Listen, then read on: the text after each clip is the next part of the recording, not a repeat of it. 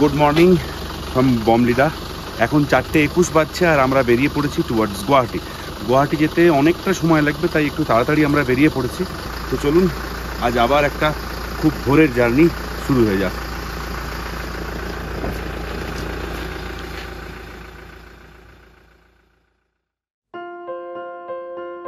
আজ আমাদের এই ট্রিপের সপ্তম আর শেষ দিন। বমডিলা থেকে গুয়াহাটির দূরত্ব প্রায় 350 কিলোমিটার মতো, মোটামুটি 8 ঘন্টার জার্নি। এই এত সকালে পাহাড়ি কুয়াশা যেন মনে হচ্ছে আমাদের আরো খানিকক্ষণের জন্য আটকে রাখতে চাইছে অরুণাচলেই। আর একরাশ স্মৃতিকে সেই ঘন কুয়াশার ওপারে রেখে ধীর গতিতে রাস্তা মেপে একটু একটু করে পাহাড়কে ছেড়ে আসছি আমরা। আরেকবার good morning, properly good morning চায়ের সাথে। ভালুকপং থেকে যেদিন আমরা দিরাং গিয়েছিলাম সেদিন প্রথমে যে জায়গাটায় দাঁড়িয়ে, প্রথমে যে রেস্টুরেন্টটায় দাঁড়িয়ে আমরা ব্রেকফাস্ট করেছিলাম, এখন সেখানেই দাঁড়িয়ে এই রেস্টুরেন্টে এখন দাঁড়িয়ে আমরা আজকের ব্রেকফাস্টটা করে নেবো। এখন সকাল 6:30 বাজছে। এইখানে আমরা ব্রেকফাস্ট করে নেওয়ার পরে একদম সরাসরি চলে যাব গুয়াহাটি। এই যে এই কদিন ধরে প্রচণ্ড ঠান্ডায় কাটিয়ে এসেছি, ভেবেছি ওরে বাপরে কি ঠান্ডা, হাত পা বোধ হয় জমে গেল। ইভেন আজকে সকালবেলাতেও কি ভীষণ ঠান্ডা ছিল বমডিলায়, সেই পুরো জিনিসটা কিন্তু কেটে গেছে।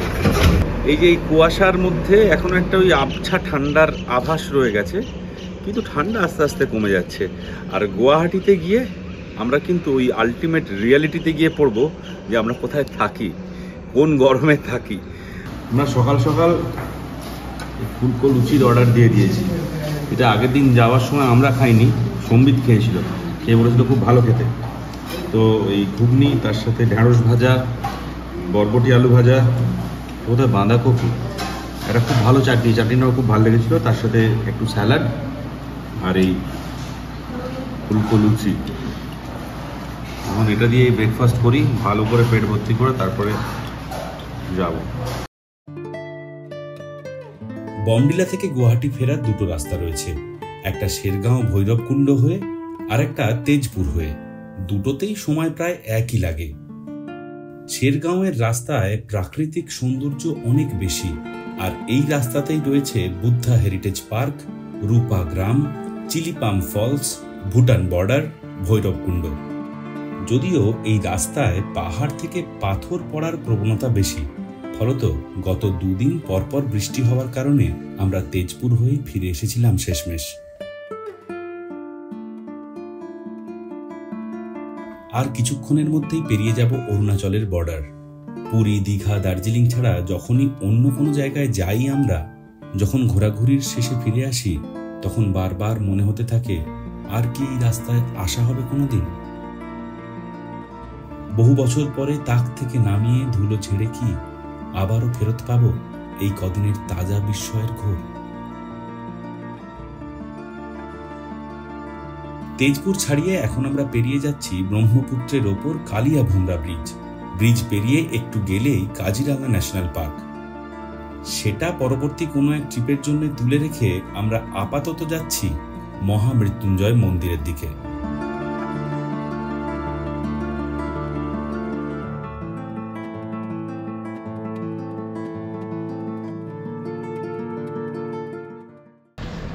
এখন বাজছে সকাল 9:30।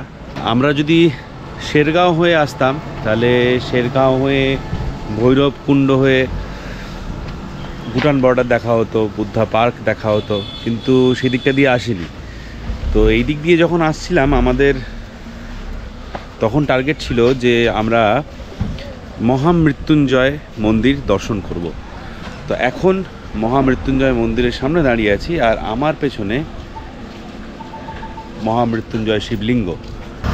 তো এই জায়গাটা বেসিক্যালি নগাঁও, মানে তেজপুর থেকে গুয়াহাটি যাওয়ার পথে এই জায়গাটা পড়ে। চারপাশে কিছু পূজা সামগ্রীর কিছু দোকান রয়েছে, আর মোটামুটি জায়গাটা কিন্তু অ্যাজ সাচ ফাঁকা। মানে এই জায়গাটাকে বলা হয় নরসিংহ ক্ষেত্র, গোসাইগাঁও, নগাঁও ডিস্ট্রিক্টের মধ্যে এটা পড়ছে। খুব রিসেন্টলি এই জায়গাটা তৈরি করা হয়েছে। পাবলিক ট্রান্সপোর্টের কী ব্যবস্থা আছে সেটা আমি বলতে পারছি না, তবে কিছু অটো এই সমস্ত দাঁড়িয়ে আছে। গুয়াহাটি শহর থেকে কিন্তু অনেকটা দূর। 2021 সালে এই মন্দির নবরূপে প্রতিষ্ঠা করা হলেও এর আগেও এখানে ছিল এক বহু পুরনো গ্রাম্য উপাসনাস্থল। আচার্য ভৃগুগিরি মহারাজ প্রথমে 2003 সালে এখানে এক মন্দিরের প্রতিষ্ঠা করেন। পরে ওই মন্দিরের ওপরেই নির্মাণ করা হয় পৃথিবীর সর্ববৃহৎ শিবলিঙ্গ, যার উচ্চতা 126 ফুট। এখন আমরা ঠিক শিবলিঙ্গের নিচে যে মন্দিরটা সেখানে রয়েছি। এখানে গুরু শুক্রাচার্যের একটি মূর্তি তৈরি করা হয়েছে। এই জায়গার কাজ কিন্তু এখনও চলছে। পুরো জায়গাটা সেন্ট্রালি এসির বানানোর কথা। ওপরে যেটা দেখা যাচ্ছে সব ব্যবস্থা করা আছে, কিন্তু এখনও সম্পূর্ণ হয়নি। সম্পূর্ণ হতে আরও বেশ কিছুদিন সময় লেগে যাবে। চারপাশে কাজকর্মও চলছে। আচ্ছা, এই সিঁড়িগুলো দিয়ে ওপরে উঠে যেতে হবে। আমি এখন মন্দিরের ঠিক ওপরের চাতালটায় শিবলিঙ্গের ঠিক নিচে দাঁড়িয়ে রয়েছি। আর একটু আগেই ছিলাম এই শিবলিঙ্গের নিচের যে হলটা, যেখানে গুরু শুক্রাচার্যের মূর্তি রয়েছে।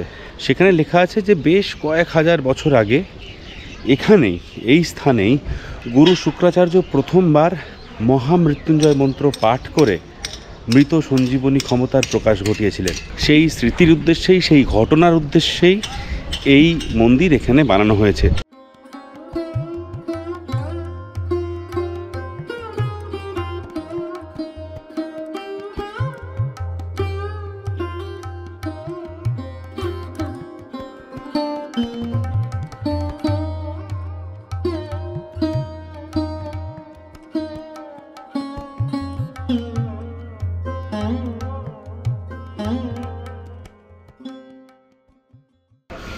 ওপরের যে মন্দিরটা, এখান থেকে ভেতরে ঢুকলে প্রসাদ দেওয়া হচ্ছে। কলা আর ওই ছোলা নারকোল মেশানো একটা প্রসাদ দেওয়া হচ্ছে। সেই এখন দাঁড়িয়ে দাঁড়িয়ে খাচ্ছি। এরপরে আমরা আবার বেরিয়ে যাব। এখন আমরা গিয়ে আমাদের লাঞ্চটা সেরে নেবো। এই কোথায় বলছিল পিকু, অনুরাগ, দোকানটার নাম হচ্ছে অনুরাগ। ওখানে গিয়ে খাওয়া দাওয়া করবো, করে তারপর গুয়াহাটি। এখনও সময় লাগবে বেশ খানিকক্ষণ। মন্দিরে পুজো দেয়া হয়নি, তাই বলে পেট পুজো না করলে হয়? উদরদেব সকাল থেকে অর্চনাহীন রয়েছেন, তাই তড়িঘড়ি তার রুষ্ট হবার আগেই আমরা রওনা দিলাম খাদ্য মন্দিরের দিকে।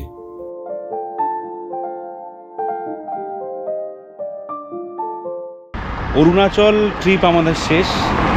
আমরা এখন আসামে। অরুণাচল থেকে আমরা অনেক ভালোবাসা নিয়ে এসেছি, অনেক ভালো লাগা নিয়ে এসেছি। আসামে খুব অল্প সময় থাকবো। এত ভালো লাগা, এত ভালোবাসা না থাকলেও অল্প অনুরাগ নিশ্চয়ই থাকবে। আর পিকু বেশ কয়েকদিন ধরে, যাওয়ার দিন থেকেই বলছিল যে এখানে নাকি খুব ভালো খাবার পাওয়া যায়। অলরেডি বাইরে এসে দাঁড়িয়ে দেখছি প্রচুর গাড়ির ভিড়। গুগলের রেটিংও কিন্তু বেশ ভালো। তো দেখি, যাই ভেতরে, খাওয়া দাওয়াটা কেমন হয় দেখি, তারপরে সেটারও রিভিউ দিচ্ছি। আচ্ছা, অনুরাগ ধাবার লোকেশনটা একটু বলে দিই। সেটা হচ্ছে আমার পেছন দিকে হচ্ছে তেজপুর, এই দিক দিয়ে সোজা আসছি, আর আমার সামনের দিকে রাস্তাটা চলে যাচ্ছে গুয়াহাটি। এটা একটা হাইওয়ে। এই রাস্তায় যেতে ডান দিকে অনুরাগ ধাবা পড়ে। অনুরাগ ধাবায় আসার জন্য আপনাকে এই জায়গাটা পেরিয়ে আর একটু সামনে থেকে গিয়ে উটার নিয়ে তারপর আসতে হবে।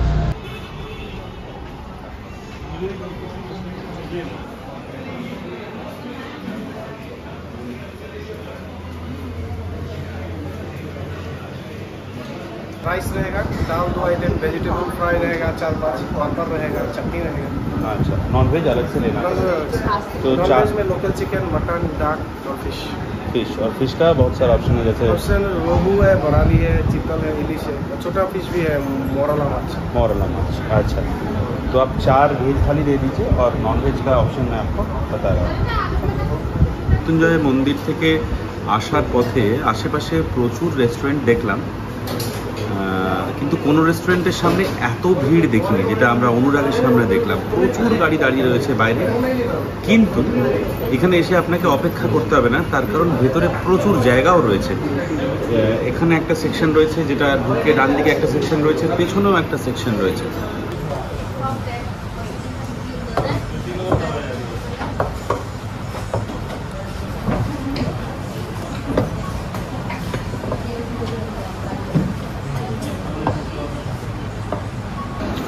এটা হচ্ছে থোড়, আলু ভাজা, উচ্ছে ভাজা, এখানে কিছু একটা মিক্স ভেজ আছে, কুমড়ো আছে তার মধ্যে, পাঁপড়, বেগুন ভাজা, এখানে একটা চাটনি রয়েছে, এটা সম্ভবত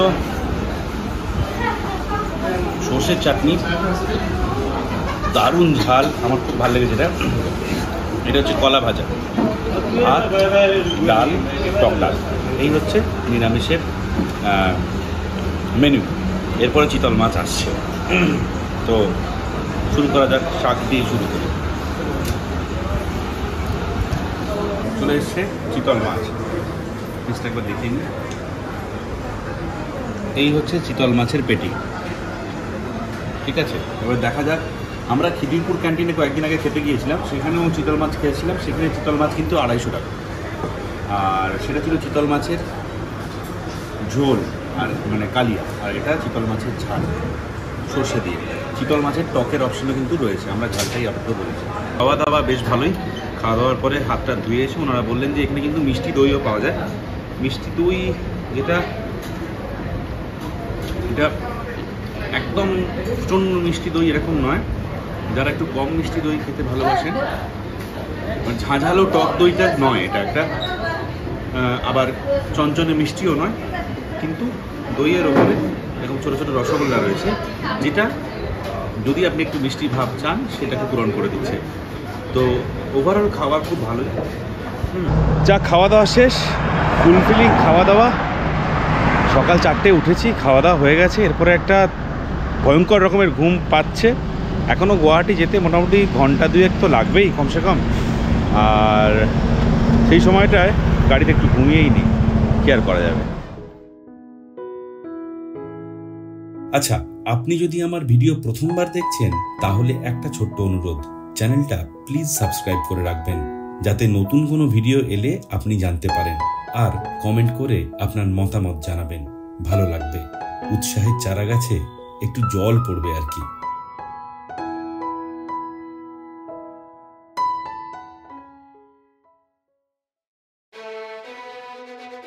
আমাদের অরুণাচলে ঘোরা এখানেই শেষ হলেও আর একটা দিন আমাদের হাতে থেকে গিয়েছিল ফ্লাইট ডিলে এবং ডিপার্চার ডেট বদলানোর কারণে। দুপুরবেলা 2টো নাগাদ আমরা গুয়াহাটি পৌঁছে গিয়ে সেই দিন সন্ধেবেলা আর পরের দিন সকালবেলায় ঘুরে দেখেছিলাম গুয়াহাটির আশেপাশের কিছু জায়গা। সেই ভিডিও খুব তাড়াতাড়ি এই চ্যানেলে দেব। ভালো থাকবেন।